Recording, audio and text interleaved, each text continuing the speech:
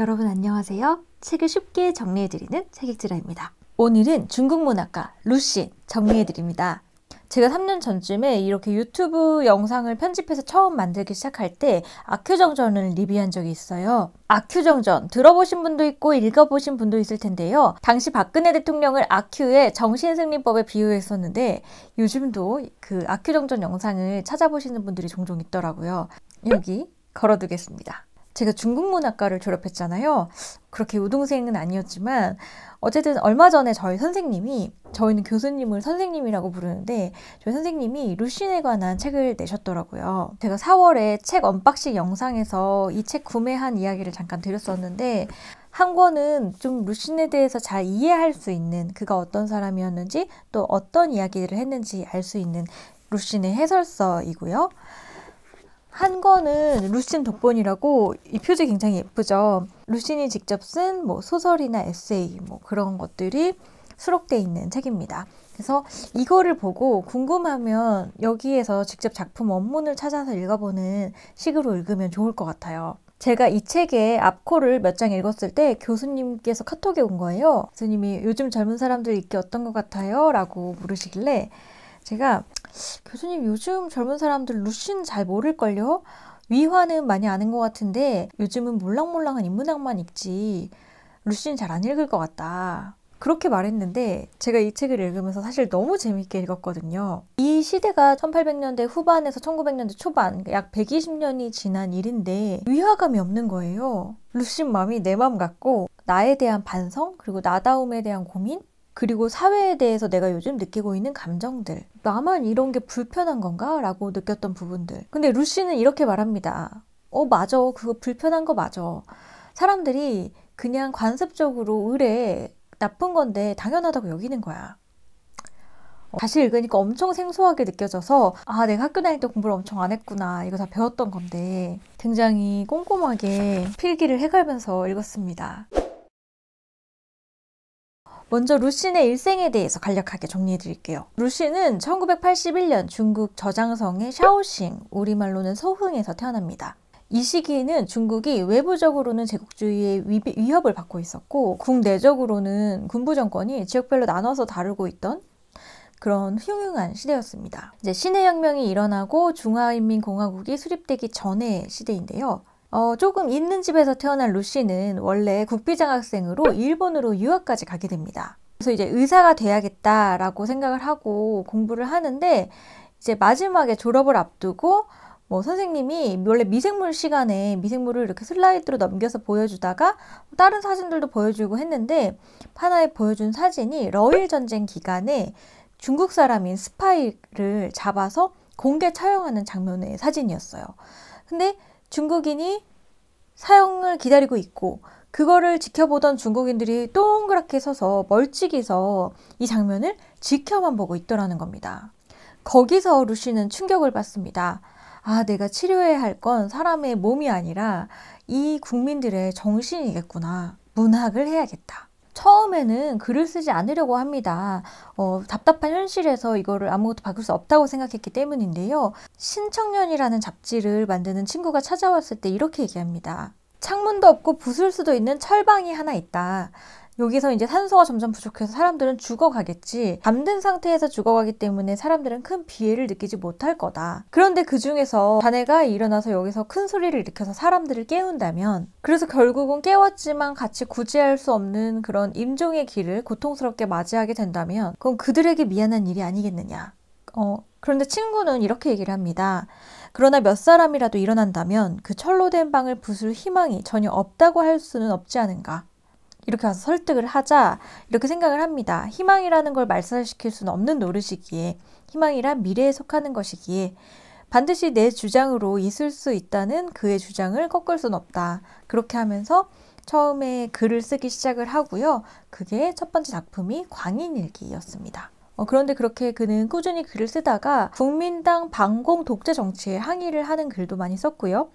그렇기 때문에 이제 수배가 내려져서 도망을 다니다가 54세에 지병이었던 천식이 도져서 이제 세상을 떠나게 됩니다. 근데 그의 사이다 같은 발언이 많았기 때문에, 예를 들면 반유교적, 반전통적인 그런 발언이 많았고 또 혁명사상을 주장했기 때문에 중국에서는 모택동을 비롯하여 많은 중국 인민들에게 사랑받고 존경받는 인물이었습니다. 근데 이제 우리나라에서는 좌익 작가 노신으로 알려져서 1999년대까지는 그의 소설 일부를 제외하고는 번역되지 못하는 작가이기도 했는데요. 그의 대표적인 작품으로는 아큐정전, 귀향, 광인일기 같은 소설이나 수필을 많이 남겼습니다. 그럼 이 사람이 어떤 작품을 썼는지 한번 살펴볼까요? 사람을 잡아먹는 풍습이 있는 사회가 있습니다. 사람들은 나도 사람을 먹지만 저 사람도 나를 잡아먹을 수 있다고 생각해서 전전긍긍하며 살았지만 야만적인 자신의 사회가 도덕적이고 정의가 지배한다고 생각하며 살고 있어요. 그런데 여기 나오는 소설의 주인공 광희는 어느 순간 이게 잘못됐다고 느낍니다. 그래서 사람들한테 먹지 말라고 말리기 시작을 하는데요. 어느 날 한 청년에게 묻습니다. 사람을 잡아먹는 게 옳은 일이야? 옛날부터 그래 왔으니까요.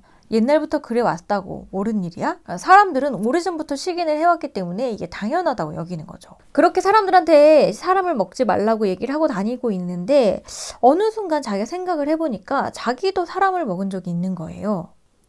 여러분이라면 이때 어떻게 하시겠어요? 사람들한테 하지 말라고 얘기를 해왔는데 어느 순간 보니까 사실은 자기도 했어. 참 곤혹스럽고 창피하고 난감한 상황이겠죠.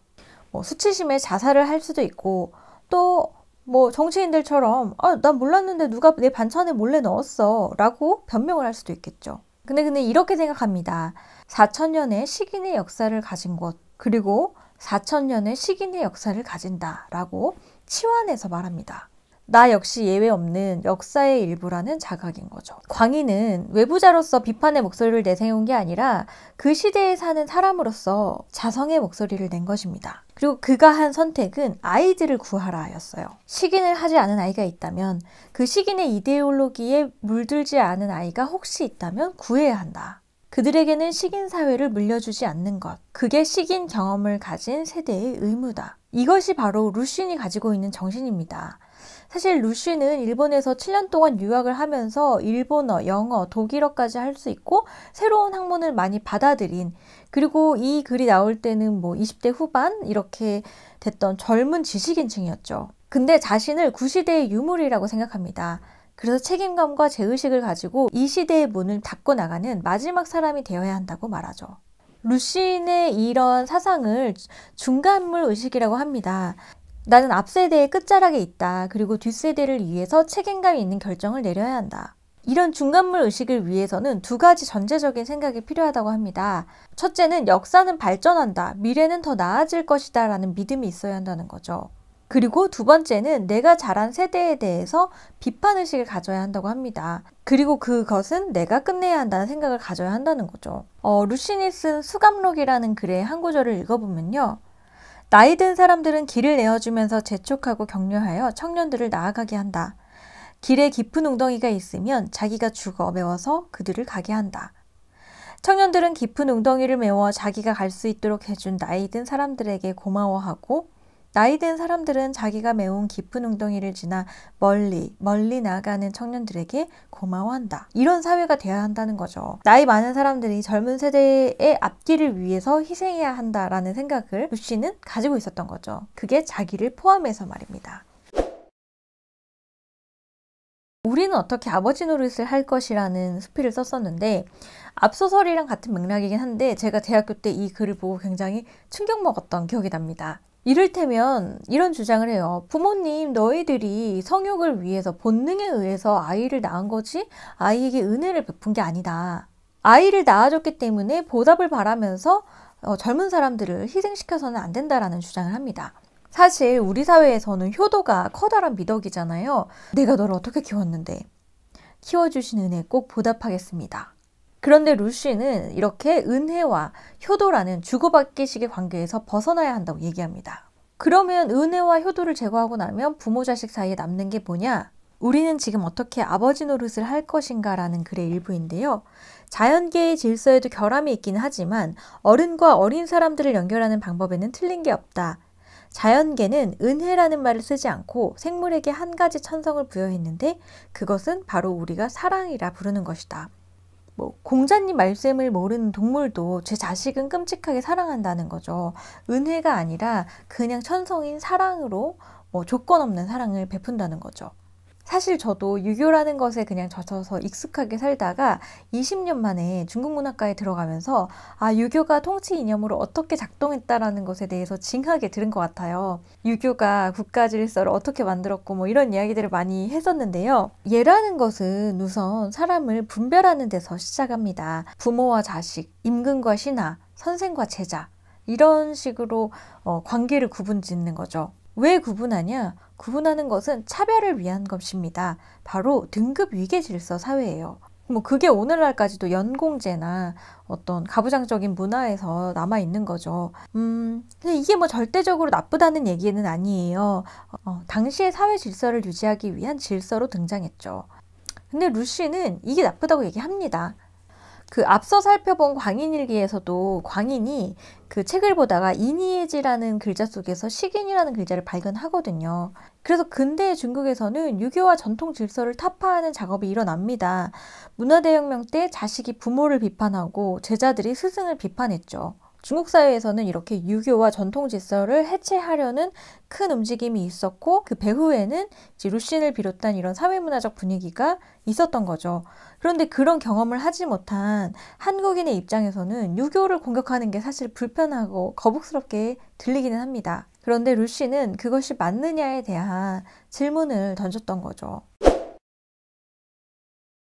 루신의 작품과 그의 세계를 본 게 10년 만인 것 같아요. 졸업한 지 10년이 지났으니까. 근데 다시 보니까 루신은 굉장히 강경하게 말했더라고요. 요즘도 우리는 사이다처럼 발언하는 정치인을 보면서 카타르시스를 느끼잖아요. 하지만 루신은 정치인도 아니었고 뭐 소설가, 문학가로서 세계에 대한 고뇌, 그리고 인간에 대한 이해 이런 것들을 바탕으로 끊임없이 기존 관습을 타파하려는 자성과 비판의 목소리를 냈던 것 같아요. 오늘 제가 소개해드린 이야기 외에도 뭐 개인의 노력과 구조적인 문제, 그리고 뭐 혁명, 그리고 기업과 망각, 뭐 여성의 경제권 이런 거에 대한 다양한 이야기들을 끊임없이 비판의 목소리를 냈거든요. 물론 시기적으로 당시 중국은 자신들이 최고인 줄만 알았다가 제국주의 시대를 만나면서 굉장히 자존심에 금이 가기도 했고 나라가 안팎으로 엄청 혼란스러우니 변화하지 않으면 죽는다라는 그런 충격이 엄청났던 시대였죠. 그러니까 전통과 근대의 교차점이기도 했고 자본주의와 사회주의가 동시에 대두했던 복잡한 시대입니다. 그런데 120년이 지난 지금 읽어도 그의 글이 지금 썼다고 해도 무색하지 않을 만큼 굉장히 자연스럽게 와닿았는데요. 제가 그러면서 창선님한테 루신이란 작가가 이러이러한 사람이고 그의 작품에는 이러이러한 게 있다라고 얘기를 해줬는데 그런 얘기를 하더라고요. 근데도 우리 인류가 결국 제자리인 걸 보면 숱한 인류의 문제가 해결이 안 된 걸 보면 역사는 그냥 제자리 걸음하는 거 아닐까? 사실 저도 책을 읽으면서 계속 그런 생각이 머릿속으로 들었었는데 루시는 거기에 대해서 이렇게 얘기합니다. 세계란 직선으로 나아가는 것이 아니라 항상 나선형으로 굴곡을 그리면서 크고 작은 파동이 일어난다. 중요한 건 루시는 세계가 진보하고 있다는 희망이 있었다는 거죠. 그리고 모든 문명은 항상 앞선 문명을 극복하고 교정하는 과정에서 탄생하기 때문에 어쩔 수 없이 한쪽으로 편향적일 수밖에 없다라고 얘기합니다. 사실 지금도 정권만 봐도 그렇잖아요. 뭐 보수 정권이 득세했다면 거기서 느낀 어떤 단점과 환멸 이런 것 때문에 뭐 진보 정권이 잡으면서 또 이것이 오래되면 그런 성향이 일어나고 그러니까 굉장히 극단적으로 치우치면서 진보한다는 거죠.